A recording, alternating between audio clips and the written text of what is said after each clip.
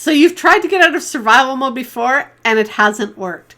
That's probably because you've made this one mistake that most women make when they try and get out of survival mode.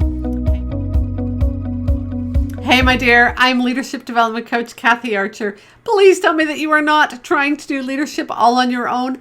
I'm on your team and I'm going to give you the daily steps to take and the mindset shifts to make so that you can increase your competence and then feel more confident to lead in your nonprofit team.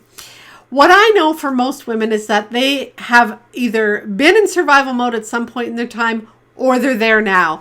As a leader, we are overwhelmed with so much work to do, and we often start to feel ourselves slipping, and work-life balance becomes unmanageable. Things in our organization become a bit chaotic, and we spend most of our days chasing fires, putting out somebody else's problems, and never getting to the work that we really want to do. And while we want to get out of survival mode, we struggle to get out of survival mode. And here's the thing. There's one mistake that most women make, and you've probably made it too. And that's why you continue to struggle with survival mode. And in the last video, we talked about creating a plan to get out of survival mode. But here's the mistake that most women make. And I'm going to tell you what to do about this as well.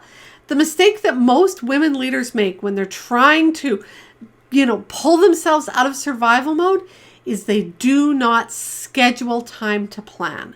They know they need to do it. They want to do it. They wish they could do it, but they never actually schedule time to plan. And they will give you a ton of excuses. Maybe you've heard yourself say this too. I don't have time. Where would I fit it in? I've tried and I can't seem to get to it. And when we do that, what we're honestly doing, my dear, is devaluing ourselves. We're saying everybody else's lives are more important than ours. Everybody else's problems are bigger than mine. And the truth is, if you continue to stay stuck in survival mode, what's going to happen is you're going to start to really fall apart. You're going to really get stuck. You're really going to get mired in that mess. You are going to not necessarily fail as a leader, although you might, but you certainly are not going to reach your full potential. You are not going to be that vibrant, engaged, powerful, impactful leader that you desire to be. You're going to be the leader that spends her days putting out fires and solving the crisis of the day. And oftentimes you're barely even going to be able to do that because you're floundering, you're failing, you're fumbling, you're falling apart. And if you don't commit to planning, you're going to stay there forever, probably. So this is what you need to do. First, you need to commit to planning and you need to schedule it in. And that is literally what you need to do. Step one is schedule it into your calendar. Make sure that it is like an appointment with yourself.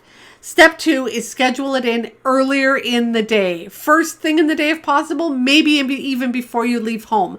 If you can do it before all of the distractions and the crisis hit you, what you're saying to yourself is, I am worthy of doing this. This is important and I'm going to make it a priority. And that's the third thing you need to do.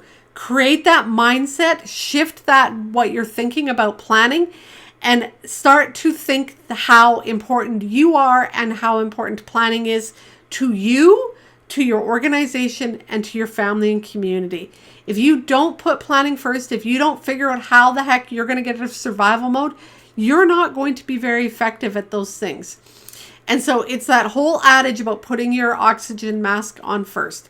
So the number one mistake that women leaders make when they're trying to get out of survival mode is they don't schedule planning time into their calendar. Don't make that mistake. Schedule it in earlier in the day, and then shift that mindset that says, I can do this. This is worthy. I am valuable. There are 4 other mistakes that women leaders often make.